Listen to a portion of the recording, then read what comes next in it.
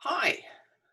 One of the classes that I have created this year is Principles for Pantsers. So I wanted to tell you about it. I'm teaching it this Saturday in the afternoon, and it's aimed at the people who just pants their way into the story and get to the end and are like, well, what now? And so we will cover a bunch of principles which I will now name but not explain. So hopefully you are so intrigued by these names that you seek me out in order to find out, what do I mean by the art of the retroactive outline? Well, actually that seems kind of self-explanatory. All right, let's look at the next one. Chrono and other ologies. Well, you should probably figure out some of that stuff. That's actually fairly obvious. Info dumps and descriptive lumps. Well, other people have talked how to avoid that stuff, and maybe I'll teach you how to figure out what they are. The resonance of the repeated scene. Okay,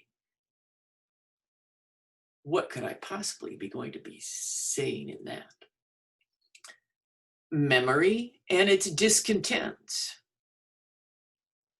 I forgot what I was going to say. Learn your tells.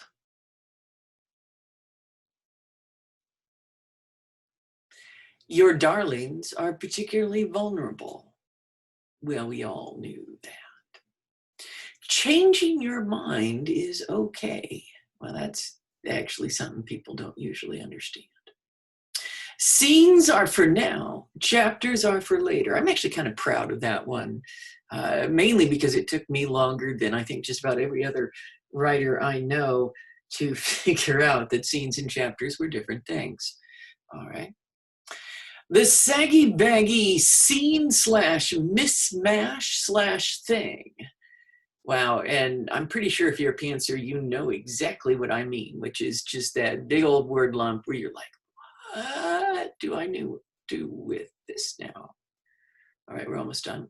Map this shit out, in which I will teach you how to do some mapping, although the word map, I think, tells you exactly what we're going to be doing. And finally, most promisingly, when nothing makes sense. All right. Well, that all seems like a fine list of principles. Are you intrigued by any of them? If so, come on Saturday. I'll put a link in the description here that goes to the class with details how to register and includes the fact that there are 3 free scholarships in every class, the Plunkett scholarships, and all that you need to do to qualify for a Plunkett scholarship is be able to say, hey, I can't take the class right now because the class is prohibitive. And I am delighted when people use the Plunkett scholarships. So if any of this sounded familiar, if any of this sounded intriguing, if any of this sounded like something you'd like to spend your Saturday morning being talked to about, check out the class.